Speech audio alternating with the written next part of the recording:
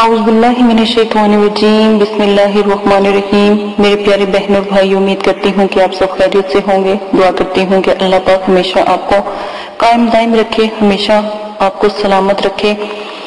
آج کی سب سے پیاری بات اور سب سے پیارا پوائنٹ عاملین کے لیے، یعنی کہ جو لوگ عامل بننا چاہتے ہیں ان کے لیے، جیسا کہ ہم نے شروع کیا کہ آپ کو چھوٹے چھوٹے پوائنٹ بھی بتایا کریں گے جن سے آپ کو پتہ لگے کہ عامل کیسے بنا جاتا ہے۔ اکثر لوگ یا اکثر بہن بھائی یہ شکایت کرتے ہیں کہ ہم نے جیسا آپ نے ہدایت کی ہے اسی کے مطابق عمل کیا اور پرہیز چلالی جمالی بھی کیا، لیکن ہمیں کامیابی نہیں ملی اور حاضرات کسی بھی ایک بچے پر نہیں ہوئی۔ مجھے حیرانگی ہوتی ہے ایسے لوگوں پر جو حاضرات کی ابتدائی قوانین، آداب، شرائط سے ناواقف ہوتے ہیں۔ اگر ہم نے پوسٹ بھی کیے ہوتے ہیں تو اس کو سننے کی کبھی انہیں ضرورت محسوس نہیں کی، اور پھر پوچھتے ہیں کہ ہمارا عمل کیوں نہیں کامیاب ہو رہا، ہمیں کیوں نہیں اس بات کی سمجھ آ رہی۔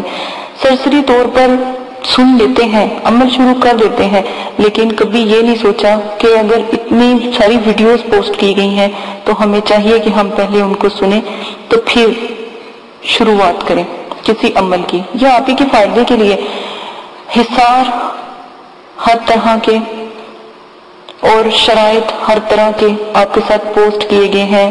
سیاہی بنانے کے طریقے، حاضرات کے طریقے، حاضرات عملیات میں کیا کیا ضروری ہے اس کے طریقے، آداب و شرائط کے طریقے، ہر چیز لکھی گئی ہے۔ تو پھر آپ کو ناکامی کا منہ کیسے دیکھنا پڑتا ہے اگر آپ نے سنے ہوں گے تو۔ اسی کے ساتھ آج چھوٹے سے یہ میں نے آپ کو پیغام دینا تھا کہ پہلے وہ سنیں اور پھر عمل کو شروع کیا کریں۔ بہت سے ہم سے اجازت جب مانگتے ہیں تو میں ان کو کہتی ہوں کہ پہلے آداب سنیں، آداب لازم ہے، اس کے بعد آپ کوئی دوسرا کام کریں، نمبر ایک۔ دوسرا، سب سے پہلے روحانیت کو بلند کرنے کے لیے، قوت ارادی کو مضبوط کرنے کے لیے عمل آپ شروع کریں تو انشاءاللہ ضرور کامیاب ہوگی۔ اسی کے ساتھ آج جو میں آپ کے ساتھ عمل پیش کرنے جا رہی ہوں بہت پیارا ہے، قدر جانیے گا۔ میں نے پہلے بھی آپ کو یا حیو یا قیوم ایک ایسا سینے کا راز بزرگان دین کا میں نے آپ کو بتایا جس سے بہت بڑے لوگ جو ہیں ولی اللہ بنے۔ روحانیت تو کیا ان کو ایسے ایسے نظارے دیکھنے کو ملے جو کبھی بھی کسی نے نہ دیکھے ہوں گے۔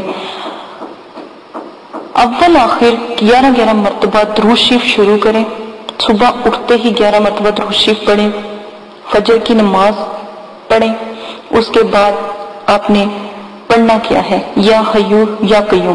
اٹھتے بیٹھتے چلتے پھرتے اسم کی لا تعداد جون سی ہے پڑھائی کرو۔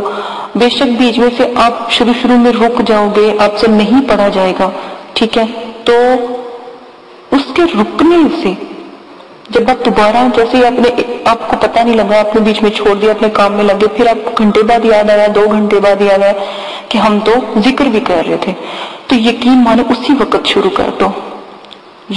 آپ رات کو جب خواب میں آپ کو الہام رکھیے گا۔ اللہ حافظ۔ اعوذ باللہ من الشیطان الرجیم بسم اللہ الرحمن الرحیم۔ میرے پیارے بہنوں اور بھائی، امید کرتی ہوں کہ آپ سب خیریت سے ہوں گے۔ ہر عامل کے لیے ضروری ہے کہ وہ ہمزات، موکلات اور جنات اور حاضرات کے اور پریوں کے اور فرشتوں کے عمل کرنے سے قبل اپنے اندر روحانی قوتوں کو پیدا کرے، اور اس سے عامل کے اندر زبردست قسم کی روحانیت اور روحانی قوتیں پیدا ہو جاتی ہیں، اور حاضرات اور حمزات، موکلات، جنات اور پریوں وغیرہ کے عملیات میں یا عمل میں انشاءاللہ کامیابی ان کو ملتی ہے اور وہ کامیابی سے ہمکنار ہوتے ہیں، اور کبھی بھی ناکامی نہیں ہوتی۔ اور جو لوگ ان کا یعنی روحانی قوتوں کو بڑھانے کا، روحانی آنکھ کا اور باطنی آنکھ کا چلہ نہیں کرتے تو وہی لوگ ہیں جو کامیاب نہیں ہوتے عملیات کی دنیا میں۔ تو آپ سے گزارش کی جاتی ہے کہ جو ہم شرائط اور عمل میں طریقہ آپ کو بتاتے ہیں وہ طریقہ آپ اختیار کریں تو آپ کے لیے بہت نایاب ہے، اور اگر ایک چلے میں آپ کو روحانی قوت اپنے اندر محسوس ہوتی ہے اور روحانیت ظاہر ہونا شروع ہو جاتی ہے تو یقین مانیں آپ عملیات کی دنیا میں کامیاب ہوگے۔ نمبر 2، روحانی قوتوں کو بلند کرنے کے لیے آج میں نے جیسے کہ پہلے بھی کہا تھا کہ میں جو عمل آپ کو بتاؤں اور جو طریقہ اور شرائط بتاؤں وہ آپ لازم کریں۔ شرائط نمبر 1، جگہ بالکل پاک صاف ہو، آپ بھی پاک صاف ہو، غسل آپ نے کیا ہو، جنابت سے آپ نے پرہیز کیا ہو، یعنی گندگی سے آپ دور ہوں۔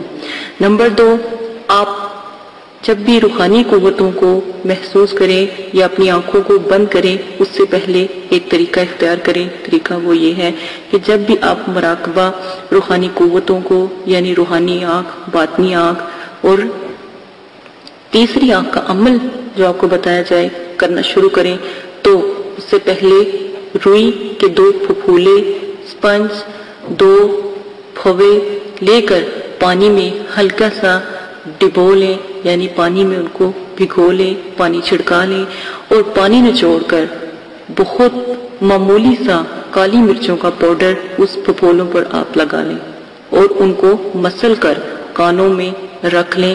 یہ آپ کے لیے روحانیت کو اجاگر کرنے کے لیے ایک نایاب تحفہ ہے، اگر کہیں تو نعمت اور رحمت ہے۔ دونوں کانوں میں جب آپ رکھ لو تو یہ آپ کو تھوڑی سی گرمی، جلن اور دنیاوی لوگوں کی آوازوں سے دور رکھے گی اور آپ کی جو اندر کی آواز ہے وہ آپ کو دوسری دنیا میں لے جانے کا ذریعہ بنے گی۔ نمبر 3، اگر آپ نے عمل کرتے ہوئے اپنے اندر یہ بات رکھی کہ پتہ نہیں یہ عمل مضبوط ہے کہ نہیں، یہ عمل ٹھیک ہے کہ نہیں، تو کبھی بھی آپ کامیاب نہیں ہوں گے۔ روحانیت کو اجاگر کرنے کے لیے روحانی اور جو بھی چلہ یا ریاست آپ کو بتائی جائے اور ذکر و ذکرات بتایا جائے اس پر مکمل توکل رکھیں۔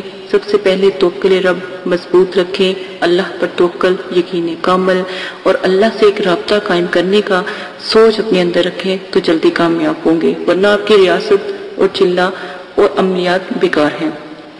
ہر انسان کے اندر روحانیت ہوتی ہے، روحانیت موجود ہوتی ہے، کسی میں کم، کسی میں زیادہ ہوتی ہے اور کسی میں اتنی زیادہ ہوتی ہے کہ پہلے روز ہی مشاہدات نظر آنے لگ جاتے ہیں، لیکن بعض لوگوں کی دیری ہوتی ہے، اس لیے ان کو 3 چیزوں کا مشورہ دیا جاتا ہے تاکہ آپ ان 3 چیزوں کی مدد سے روحانیت کو اجاگر کر سکیں۔ نمبر 5، ایسے لوگ جو عصبی مرض میں مبتلا ہوں، دوروں میں یعنی کسی پر زیرو کا ہونا، مسلط ہونا، سفلی جنات کا مسلط ہونا، ایسی چیزیں اگر ہوں تو وہ ان عملیات سے پرہیز کریں اور روحانی قوت وغیرہ کا بھی عمل نہ کریں، کیونکہ اگر آپ پھر عمل کرتے ہو تو یہ پھر خطرناک ثابت ہو سکتا ہے اور خطرہ عظیم ہو سکتا ہے۔ اس چیز کا خاص خیال رکھیں کہ کوئی بھی مریض یعنی جس کے اوپر جادو وغیرہ یعنی جنات کا اثر سایہ پہلے بھی رہ چکا ہو یہ عمل نہ کرے۔ آگے جس طرح بھی آپ کو طریقہ بتایا جائے وہ آپ لازم اختیار کریں۔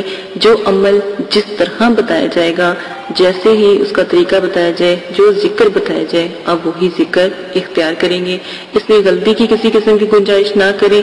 روحانی آنکھ میں اگر آپ کو کہا جاتا ہے کہ آپ لیٹ کر، اٹھ کر، بیٹھ کر آپ یہ عمل کر سکتے ہو، چلتے پھرتے یہ عمل کر سکتے ہو، تو اس میں آپ ان چیزوں کو استعمال کر سکتے ہو، اس کا آپ کو فائدہ ہی ہوگا۔